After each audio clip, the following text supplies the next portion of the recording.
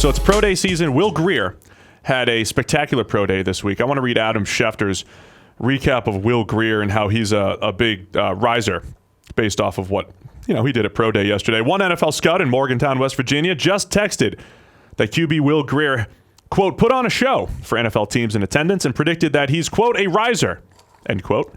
The West Virginia quarterback is expected to meet with at least 10 teams before the draft, including the Giants, Redskins, Chargers, Patriots, and Saints. If I could touch on the teams really quickly. Okay. I love the idea of Chargers, Patriots, and Saints finding their future quarterback, perhaps in Will Grier. If it's the Giants or Redskins, perhaps they're talking about Giants maybe on the turn in the second round. Looking at a Will Grier, but I like the idea of him being behind Phillip Rivers, Tom Brady, or a Drew Brees. But yeah, the fact that Will Grier is going to become a riser because he put on a show at pro day, that's absurd. Yeah. I want to get back to QB pro days because Will Grier put on a show. Dwayne Haskins, we had evaluators who were like, man, I just needed to be there. And I was there, and he ticked every box. And Drew Lock reportedly had a good day.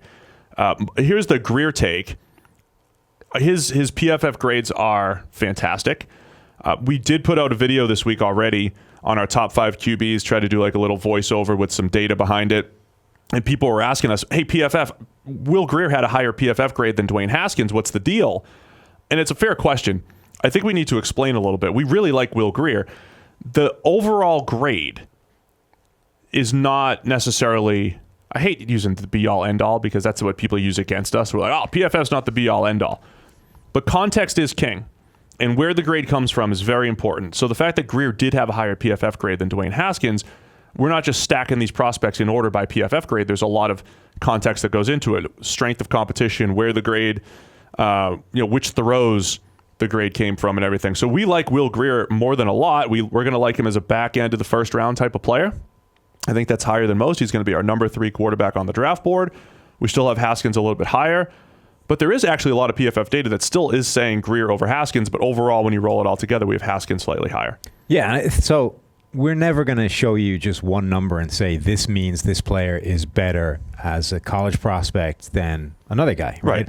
And there's always a layer of context to be added, and there's many layers of context that can be added. And there are times where you get overwhelmed by all the various different pieces of information and not knowing exactly how much to weight each specific part. And even with Baker Mayfield, it was very difficult to find any category where Baker Mayfield was not the number 1 quarterback in his entire class and that we'd ever seen. But which things do you value the most? Because there are some where Sam Darnold is right up there with him, and then there are some where they're not even in the same vicinity.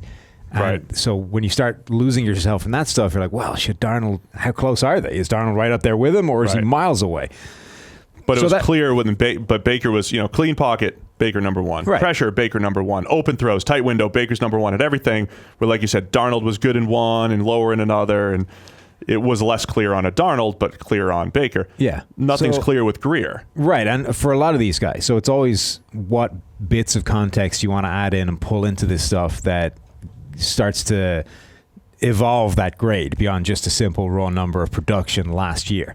And Will Grier is a great example of that. Another good example of that, I think, is Dalton Reisner, the offensive tackle from Kansas State, where his grade is exceptional, but how many guys did he actually face that would have been a challenge to that grade? And that's just the simple next step, right? The grade is fantastic. If we just use this number, he'd be the number 1 tackle on our board because he had the best grade.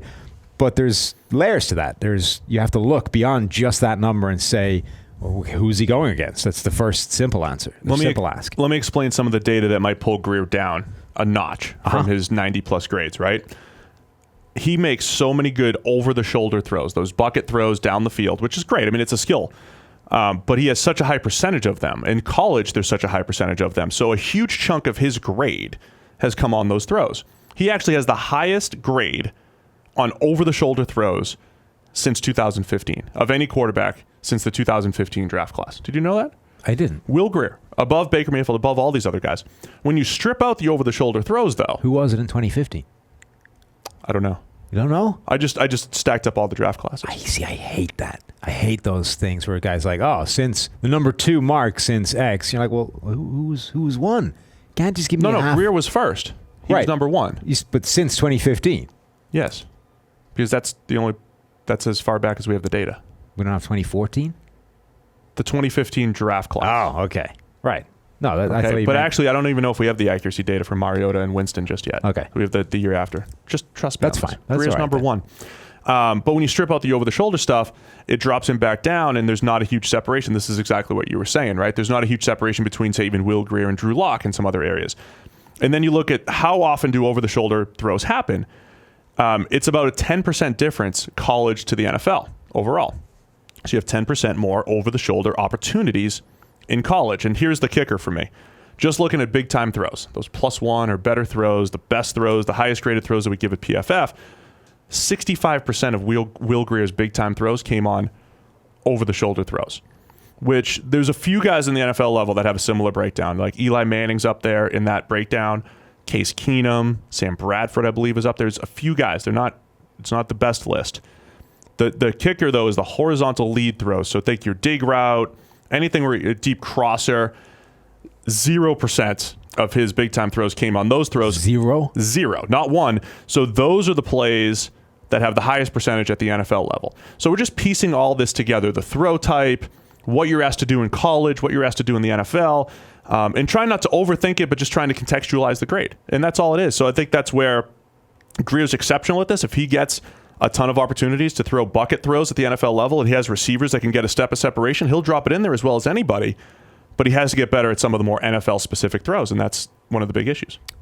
Okay, but he put on a show at his pro day, Steve. So I mean, all of your well, then he's data- rising. Let's move him up to number 2. Right. Yeah. Sold. Yeah.